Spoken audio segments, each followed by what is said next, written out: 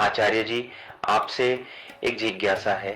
कृपया यह बताने की कृपा करें कि वास्तु पुरुष का प्रादुर्भाव कैसे हुआ, उनका जन्म किस कारण से हुआ और देवताओं ने उन्हें पृथ्वी पर क्यों स्तंभित किया। कृपया इस विषय का विस्तार से उपदेश देकर हमारा मार्गदर्शन करें।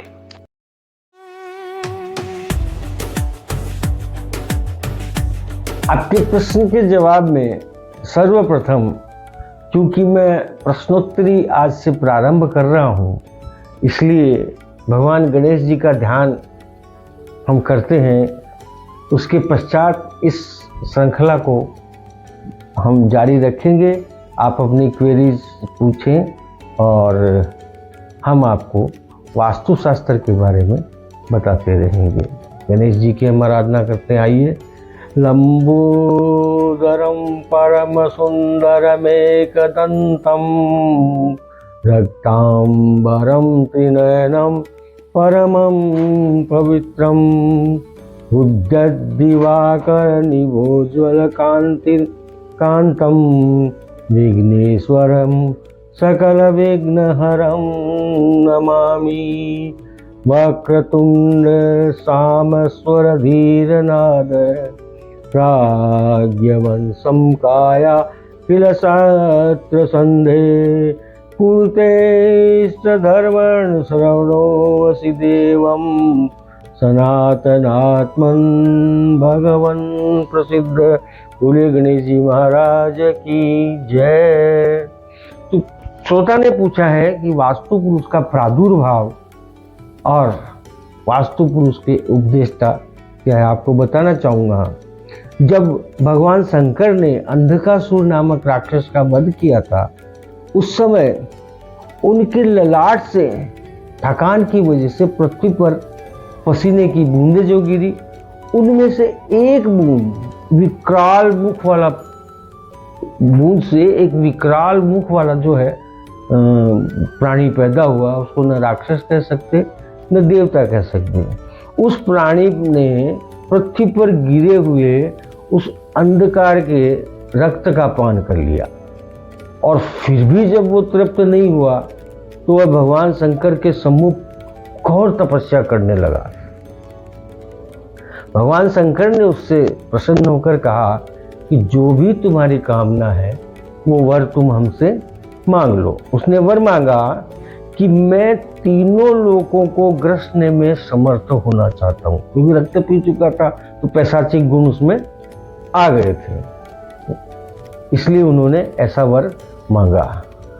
और भगवान ने तो आशुतोष भगवान जो है थोड़ी सी प्रार्थना से ही प्रसन्न होने वाले, उन्होंने तथास्तु कह दिया। तो वर प्राप्त करने के बाद वो अपने विशाल शरीर से तीनों लोगों को अवरुद्ध करता हुआ पृथ्वी पर आ गया। तो इससे सारे देवता जो है भयभीत हो गए और सभी देवताओं ने उसको पकड़ करके उसका मुख नीचे किया और नीचे करके उसको वहीं पर स्तंभित कर दिया। तो जिस देवता ने उसको जहां दबा रखा था वह देवता उसके उसी अंग पर निवास करने लग गए और सभी देवताओं के निवास करने के कारण वह वास्तु नाम से प्रसिद्ध हुआ। जब मनुष्य अपने निवास के लिए ईंट पत्थर आदि से ग्रह का निर्माण करता है तो उस ग्रह में वास्तुशास्त्र के नियम लागू हो जाते हैं।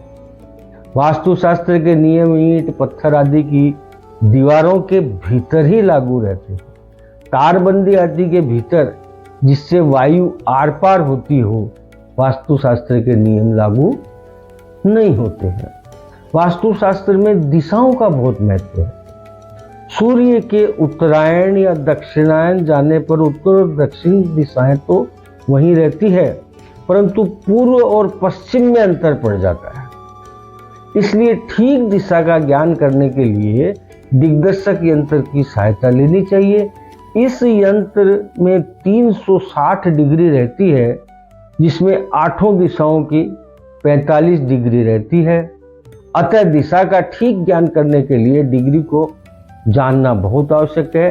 इसको जानने के लिए 9 कोष्ठक बनाए और उसमें अग्नि, पूर्व, ईशान, उत्तर, वायव्य, पश्चिम, नैऋत्य और दक्षिण और केंद्र, ये 9 दिशाएं आप वहाँ पे स्थापित करेंगे तो फिर इन दिशाओं में जिस देवता ने जिस अंग को दबा रखा है वहीं पर उसका निवास है। जैसे पूर्व दिशा में इंद्र और ग्रह वहाँ के सूर्य, पश्चिम दिशा में वरुण और उसके ग्रह शनि, उत्तर दिशा में कुबेर तथा चंद्र और ग्रह वहाँ के बुध, और दक्षिण दिशा में यम और ग्रह मंगल।